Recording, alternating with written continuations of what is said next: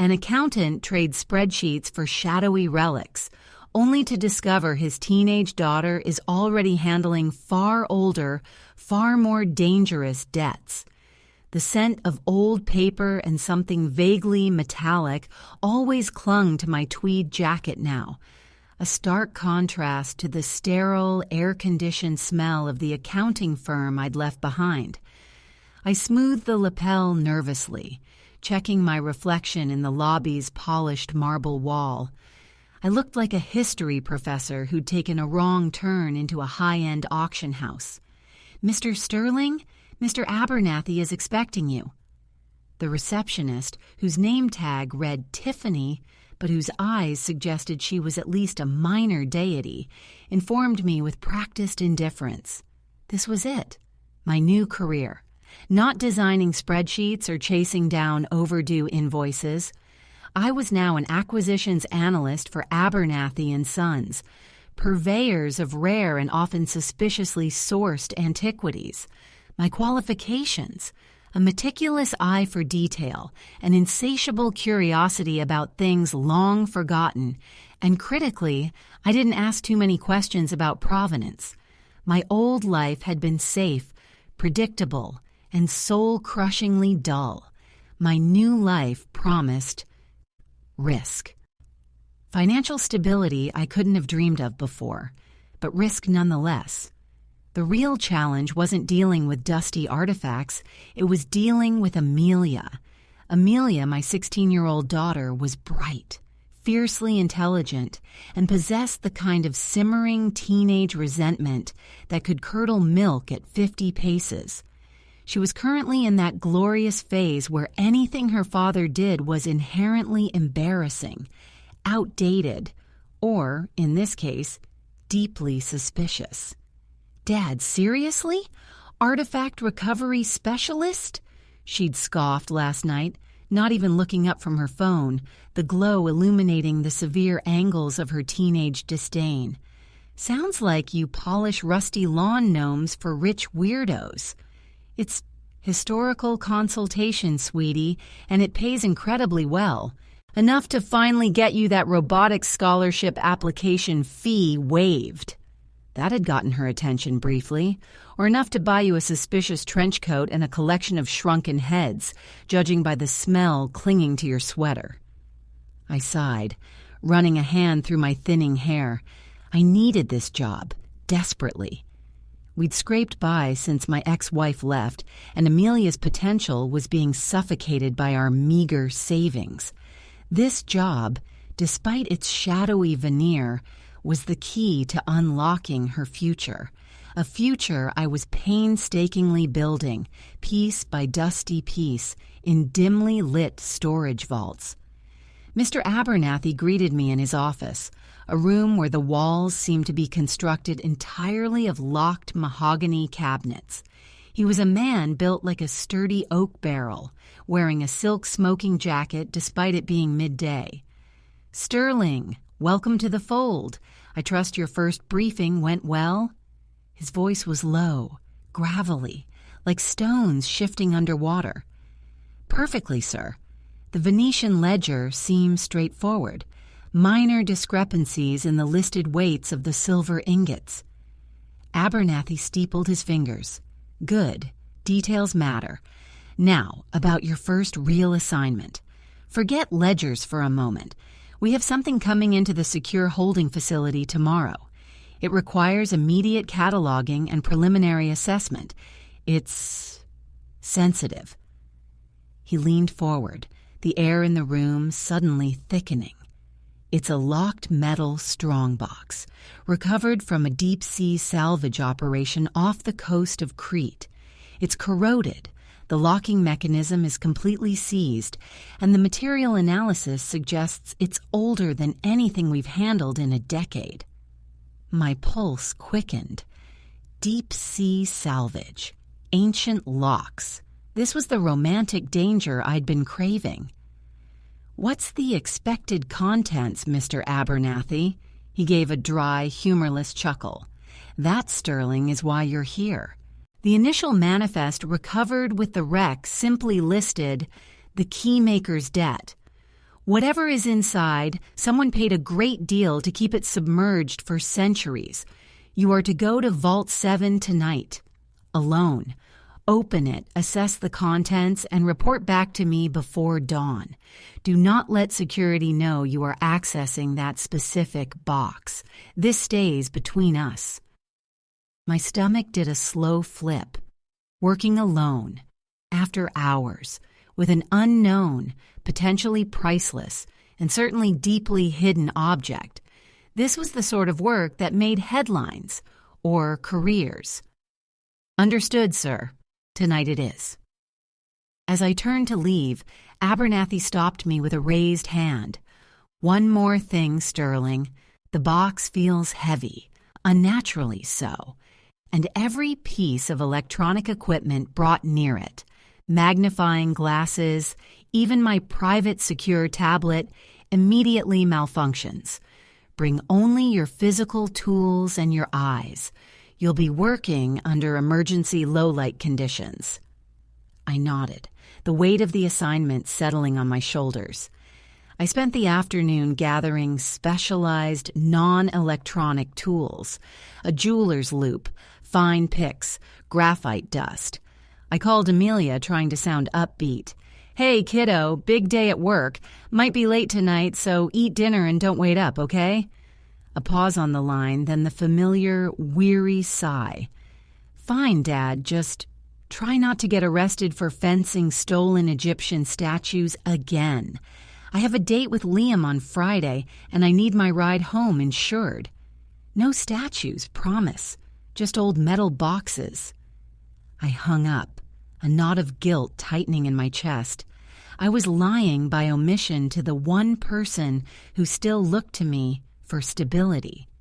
I was about to dive into a secret historical mystery that could make or break my family's future, all while my daughter thought I was picking up pocket change by polishing brass knobs.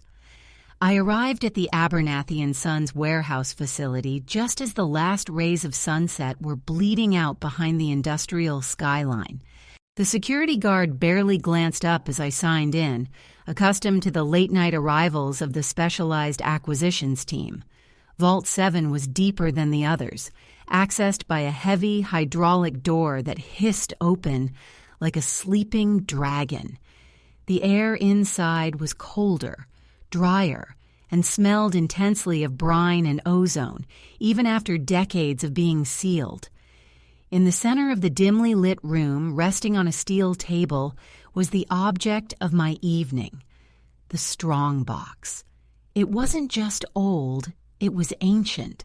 The exterior was dark iron, fused shut by deep calcified green corrosion. There were no visible hinges or clasps, just a heavy, seamless block, approximately the size of a cinder block, marred by faint geometric carvings that seemed to writhe in the weak beam of my headlamp. It weighed a ton, just as Abernathy predicted. I set to work immediately, gently scraping away centuries of sea salt and oxidized metal from the top seam, looking for any point of weakness. After nearly 2 hours of painstaking work, I managed to clear a small circular depression near the center of the lid, revealing what looked like a complex, recessed locking mechanism, utterly alien to any lock I'd ever studied. It wasn't a keyhole. It was a series of interlocking miniature gears, frozen solid. I used a fine, heated pick to try and loosen the corrosion around the first gear. It resisted. I applied more pressure. Carefully, my breath held tight in my chest, sweat tracing cold lines down my back despite the chill of the vault. Click. The first gear shifted, infinitesimally. The sound echoed loudly in the silence. The mechanism hadn't broken. It had yielded. A faint, almost imperceptible whisper seemed to rise from the metal itself. I looked closer at the newly exposed gear. It wasn't made of iron or bronze. It was obsidian, perfectly polished, and embedded within its center was a minuscule glowing speck of what looked like pure, vibrant blue light. As I watched, the blue light pulsed once, softly, and then the entire surface of the strongbox began to vibrate with a low, resonant hum that made my teeth ache. Then, the hum stopped abruptly. The box went completely inert, colder than before. I leaned in, heart hammering, to examine the mechanism again, realizing the first gear I'd moved had changed the pattern etched onto the surrounding metal. It was reacting to me, and then I heard it. A soft, distinct thump from the heavy hydraulic door of Vault 7, as if someone outside had just pushed against it. I froze, my tools mid-air, listening intently over the roaring in my own ears. I knew security wasn't supposed to patrol this far down, and Abernathy was supposed to be the only other person who knew this box existed. The door didn't open, but a slow metallic screech echoed as the locking bolts began to slide back, one by one, from the outside. Someone was overriding the security system, and they were coming in. Panic, cold and sharp, sliced through the adrenaline. I scrambled backward, kicking my stool over. The noise was deafening in the pressurized silence of the vault. Thump, screech, clunk. 2 more bolts disengaged with brutal finality. Whoever was out there didn't care about subtlety. They knew the system, or they had the master override. I looked wildly around the cavernous vault. There was nowhere to hide. The only furniture was the steel table supporting the accursed strongbox, and the walls were solid shelving units filled with crates of labeled and presumably less volatile items. My first instinct was to run for the rear emergency exit, but that led to the loading docks, which would be heavily monitored. My second instinct, born of sheer desperation, was to protect the box. If Abernathy trusted me with this, others clearly wanted it more. I snatched up the thick, heavy iron lid of the empty crate next to the table, preparing to use it as a makeshift shield, or, failing that, a very blunt weapon. My mind raced. Abernathy had said to work alone, in secret. Was he trying to betray me? Or had someone else found out about the salvage before he could secure it? The final bolt slid open with a resounding clang. The heavy hydraulic door began to drift inward, slow and inexorable, revealing only a sliver of the brightly lit corridor beyond. "Sterling?" a voice called from the opening. It wasn't Abernathy's gravelly tone. This voice was slick, amplified, and utterly devoid of warmth. "The acquisition is concluded. Step away from the artifact." I gripped the edge of the metal crate lid until my knuckles were white. "Who is this? Security isn't scheduled for this sector." "Security is indisposed," the voice replied smoothly. "We represent the original owners of the contents. You've been very helpful, Mr. Sterling. Now surrender the box and your access key, and we can discuss compensation for your unauthorized handling of private property." As the door opened just wide enough for a person to slip through, I got my first look at the intruder. It wasn't a brute. It was a woman, impossibly elegant even in the harsh, fluorescent light. She wore a tailored black suit that looked more expensive than my car, and she held not a gun, but a slim, metallic device aimed directly at my chest. It didn't look like a firearm. It looked like a high-tech tuning fork. "Last chance, analyst," she purred. I glanced down at the strongbox.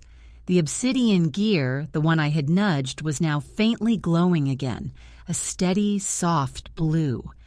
It seemed to be pulsing in time with my own frantic heartbeat. I made a split-second decision. I couldn't fight her, and I couldn't surrender the box. Not when I had the terrifying suspicion that whatever was inside was already affecting the mechanics of the room.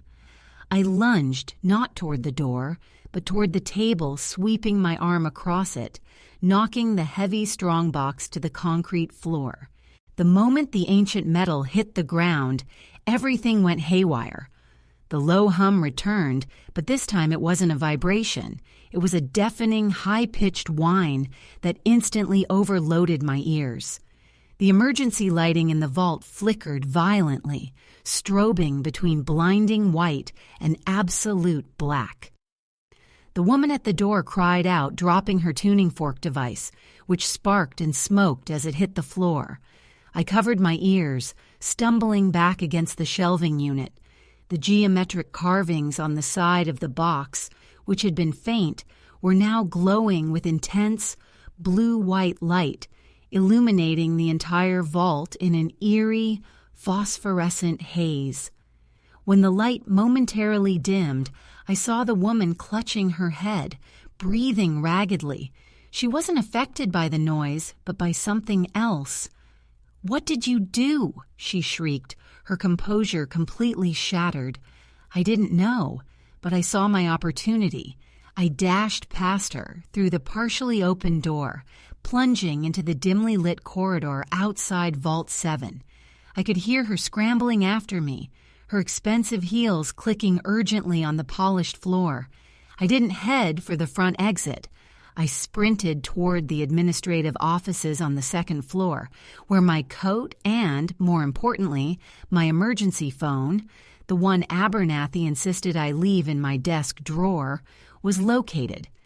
If I could just call Amelia, tell her to take the bus tomorrow, tell her...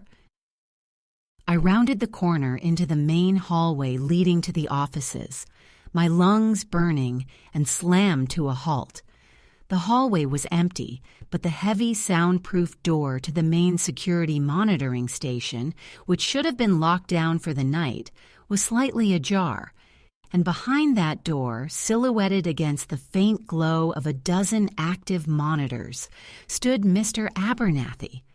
He wasn't looking at me. He was staring intently at the main screen, his face etched with a mixture of terror and anticipation. "Mr. Abernathy, help me! Someone just broke into Vault 7, I gasped, leaning against the wall to catch my breath. He didn't turn around. His voice was barely a whisper, laced with a strange reverence. "They're too late, Sterling. They always were. You activated the sequence." "Activated what sequence?" "Sir, that woman is right behind me."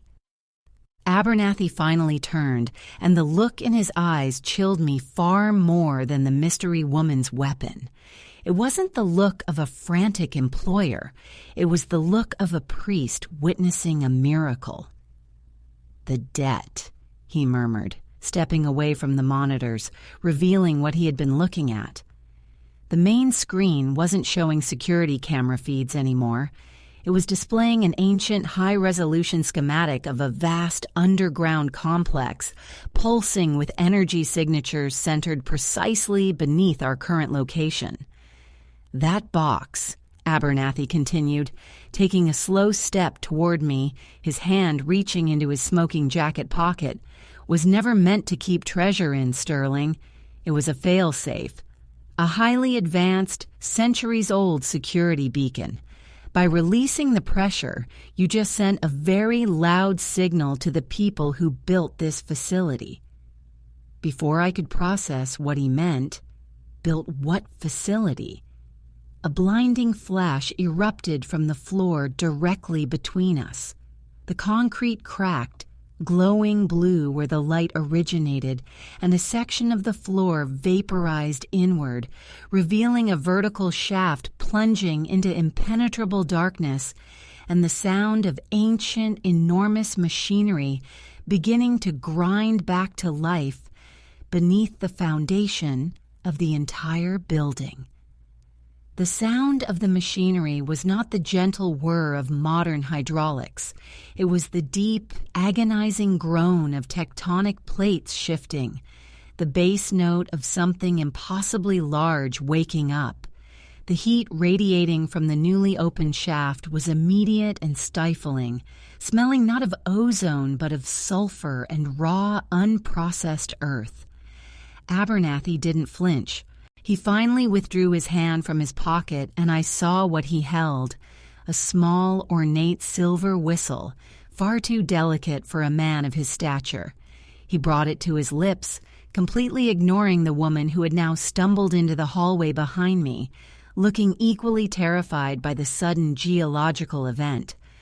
"The original owners aren't the problem, Sterling," Abernathy said, his voice now oddly energized, almost ecstatic, as he blew a short, sharp blast on the whistle.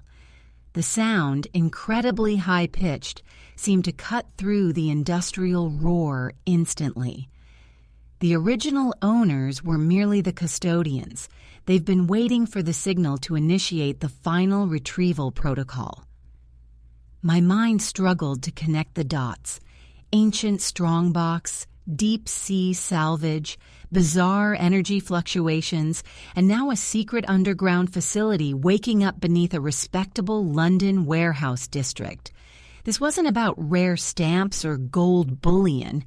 This was the kind of thing Amelia read about in fringe historical journals, the stuff I dismissed as lunatic fantasy. The woman in black regained her composure instantly, her eyes wide with professional alarm. She ignored Abernathy and focused entirely on me. You're the trigger. Stop him," she yelled, lunging past Abernathy toward me, clearly recognizing me as the immediate threat or catalyst. I ducked under her outstretched arm, adrenaline flooding my system. I didn't want to fight her, but I certainly didn't want whatever was coming up from the hole to get her. Or me. I pushed off the wall and sprinted toward the main exit doors, hoping to reach the street and call the police, or perhaps a structural engineer. "The street is no longer an option, Sterling," Abernathy called after me, sounding genuinely regretful. "The energy signature is spiking. It's localized entirely beneath this block." As I reached the massive revolving glass doors that led to the main foyer, I slammed my palm against the emergency stop button. The massive door shuddered to a halt, locking us inside the facility. Good. Now I just needed to get out of the building. But as the revolving door seized, the glass panels, designed to withstand gale force winds, began to crack in intricate geometric spiderwebs, mirroring the patterns I had seen etched on the strongbox. The woman in black caught up to me, grabbing the back of my jacket. She yanked hard, spinning me around. I threw a wild elbow connecting with her shoulder, but she barely registered the impact. She locked eyes with me, and for a split second, I saw not malice, but raw, desperate warning. "Listen to me," she hissed, her voice strained. "That box wasn't a beacon for the builders. It was a lock. You just opened the containment field. If you don't put the obsidian gear back in place, whatever is down there won't be stopping at the building." Before I could process this reversal, that Abernathy was the agent of chaos, and this mysterious operative was trying to contain it, Abernathy appeared at the end of the hallway, beaming, still holding the silver whistle. "She lies, Sterling. They always lie," Abernathy shouted, pointing a finger at the woman. "That seal held for millennia. It was only meant to break when the designated key holder, you, Sterling, was present to witness the ascension." He raised the whistle again, but this time, before he could blow it, the woman lunged, tackling him sideways into a row of metal shelving units loaded with heavy bronze artifacts. The crash was colossal, followed by a series of sickening metallic thuds. The noise from the shaft below intensified, the sound of grinding metal now accompanied by a wet, heavy thudding sound, like something massive climbing a ladder. The woman, pinned beneath a cascade of old weaponry, struggled to push a bronze shield off her chest. "The gear! You have to re-engage the primary lock! Now!" she choked out, pointing back toward Vault 7. I looked from the trapped woman to the unconscious or severely injured Abernathy pinned beneath the debris, and then back toward the yawning, glowing abyss in the floor that was rapidly disgorging the first sign of what was coming up. It wasn't a machine part. It was organic, chitinous, and terrifyingly large. A segmented limb, black as polished basalt, thicker than my torso, slowly, deliberately dragged itself over the threshold of the hole, its movement accompanied by a chilling, high-frequency clicking. It was searching. My daughter, Amelia. She was home alone, waiting for her embarrassing father to return, unaware that his suspicious hobby had just invited an ancient horror to crawl out from under the city streets. I spun on my heel, ignoring the woman's strained cries, and ran back down the hall toward Vault 7, toward the heavy iron box lying on the floor, toward the single obsidian gear pulsing with blue light, knowing that if I didn't get that gear back into its setting, whatever was emerging from the darkness wouldn't just destroy my job prospects, it would erase the future I had been fighting so hard to build for Amelia. I reached the vault door just as the creature's head began to emerge from the hole, and realized the airlock bolts were still retracted from the outside, meaning the creature, or whoever was controlling it, could move freely between the vault and the hallway. I slammed my body weight against the main door, trying to force the heavy bolts back into place, but they wouldn't engage. The massive black appendage paused its ascent, its tip twitching, and then slowly, deliberately, it turned its attention from the hallway carnage and fixed its focus on the only other source of light in the building, the small, faint blue glow emanating from the strong box inside Vault 7. And then, impossibly, a small, thin shadow detached itself from the creature's massive form, moving with impossible speed toward the open vault door. A shadow that was decidedly human-shaped. The human-shaped shadow was too fast, an unnatural blur against the backdrop of the rising behemoth. It slid through the gap in the security door just as I was futilely throwing my shoulder against the mechanism, trying to coax the heavy bolts back into their housing. The shadow solidified. It wasn't a person, it was a drone, sleek and matte black, resembling a highly advanced insect, low to the ground, its multifaceted optical sensor already locked onto the prize inside Vault 7. It moved with the purpose of a dedicated predator, ignoring the trapped operative and the stunned Abernathy, heading straight for the strongbox. I had seconds. If that drone reached the box, it would either secure the obsidian gear for its controller, or worse, deploy some countermeasure that would permanently seal the opening, or perhaps accelerate whatever was climbing out of the pit. "No!" I roared, abandoning the door mechanism. I didn't have a weapon, but I still had the heavy iron lid I'd used as a makeshift shield earlier. I snatched it up, adrenaline lending me a strength I hadn't possessed in years, and lunged toward the fallen box. The drone was already there. Its tiny manipulators, spindly metal arms ending in microscopic clamps, were reaching for the glowing obsidian gear.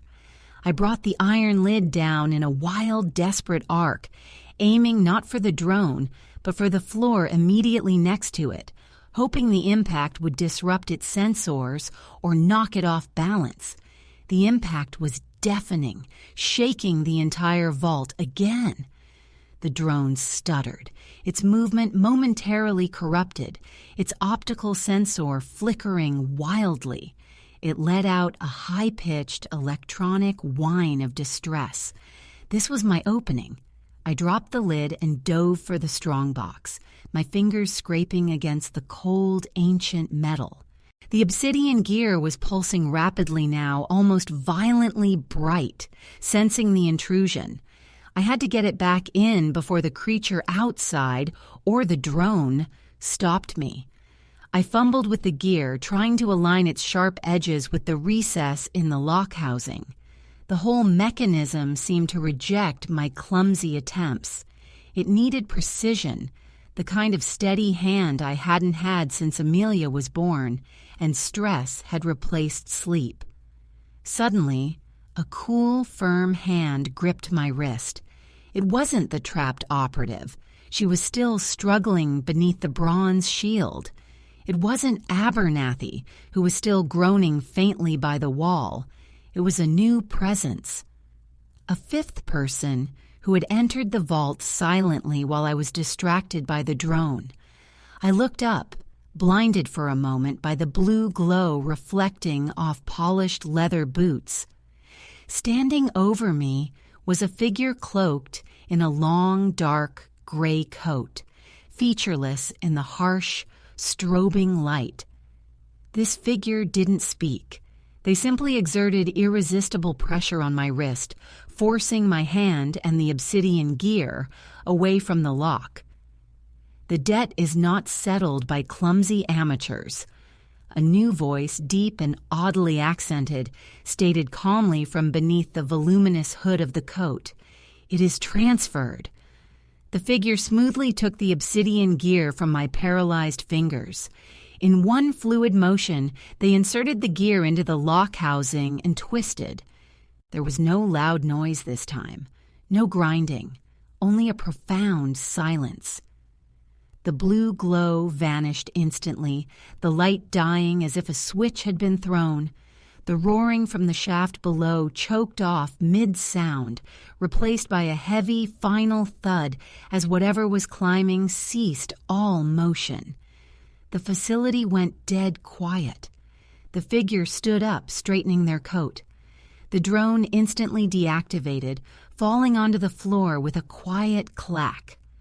The cloaked individual gave a slight, almost dismissive nod toward the entrance of the vault. The security protocol is re-engaged.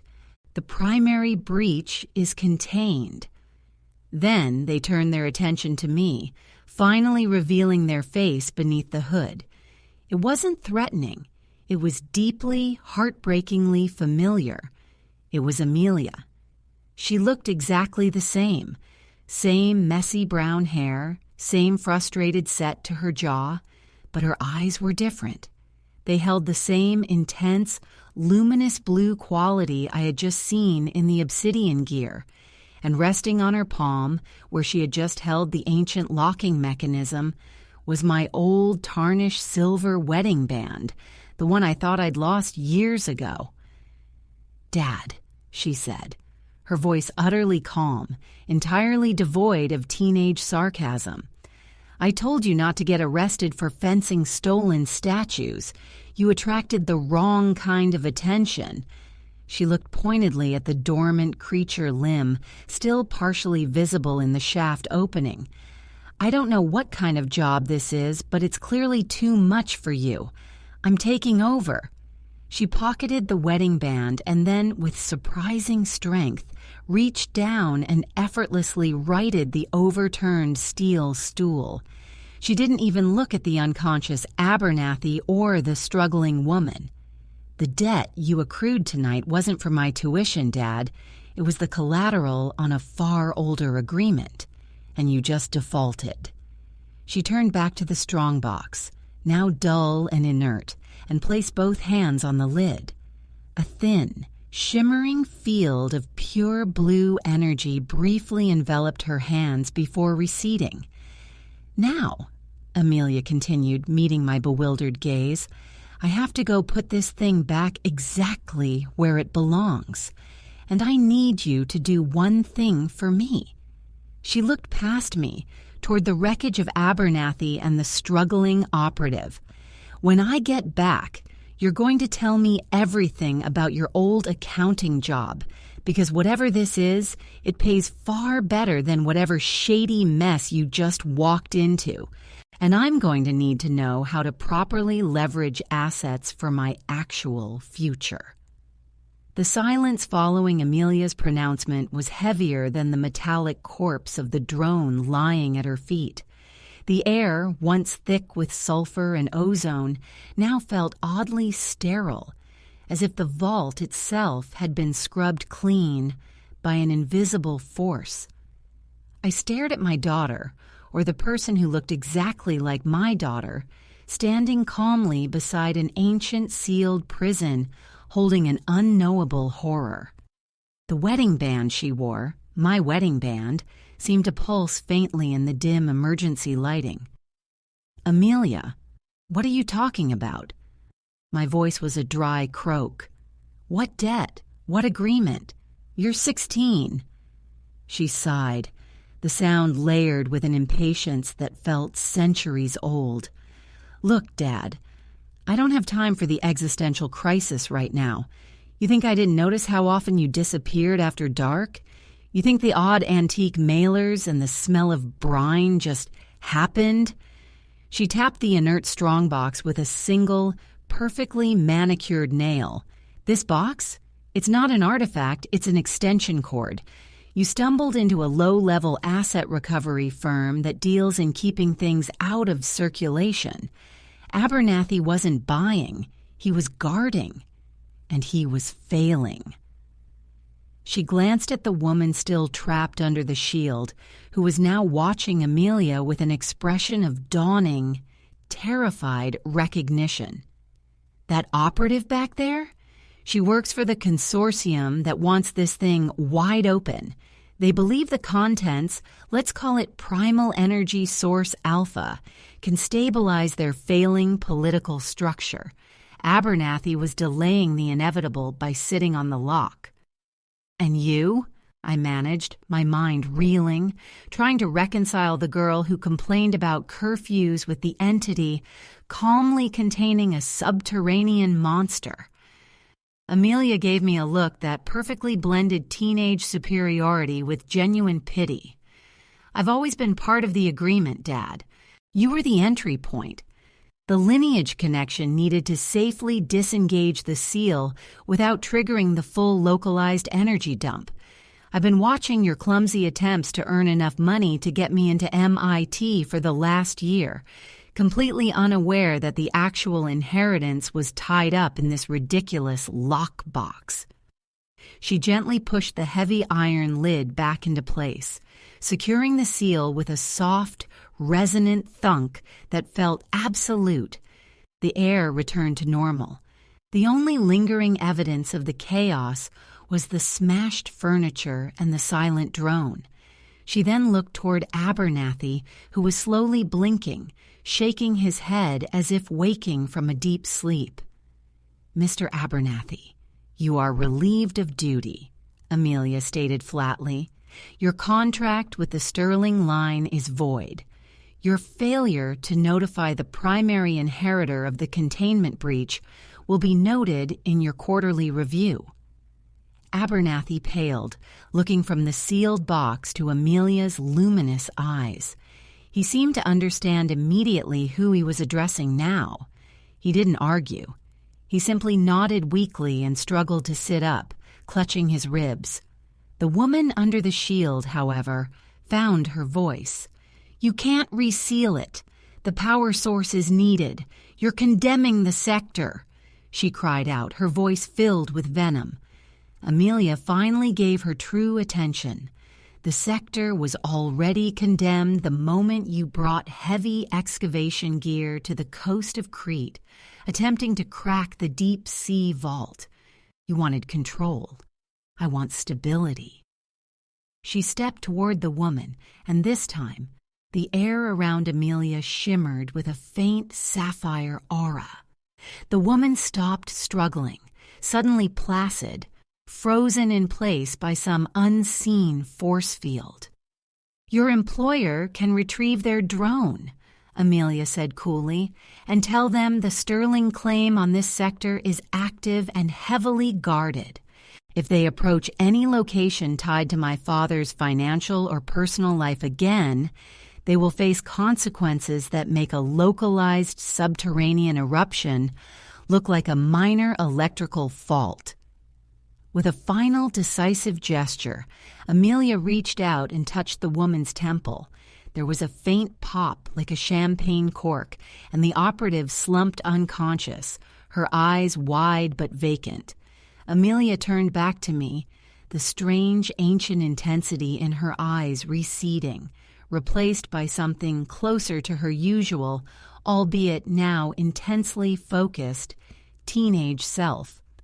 "Right," she said, wiping her hands on an expensive-looking silk handkerchief that materialized from nowhere.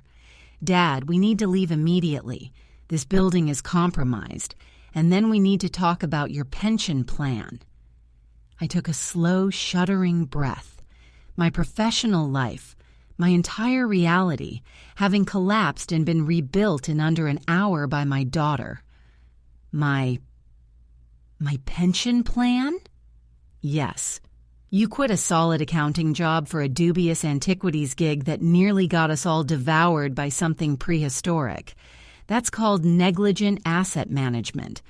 We're going to liquidate whatever Abernathy was paying you under the table, and we are going to establish a trust fund that actually supports my actual future, the one that involves quantum computing, not historical preservation.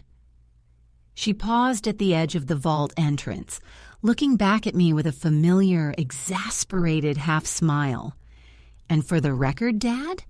That robotic scholarship application fee? I already paid it last week. I used the money I made finding the real owner of that sunken ship you were so excited about." She turned and walked out into the corridor, leaving me standing alone in the cold, silent vault, next to the faint impression of a massive claw mark on the floor. My daughter didn't dislike my new job. She'd simply been waiting for me to finally dig deep enough to uncover her own, far more lucrative true calling. I picked up my discarded tweed jacket, suddenly feeling very underqualified for my own life. I looked down at the spot where Abernathy had fallen, then toward the sealed vault, and finally toward the hallway where Amelia had vanished, ready to start a very different and far more demanding career as her administrative assistant.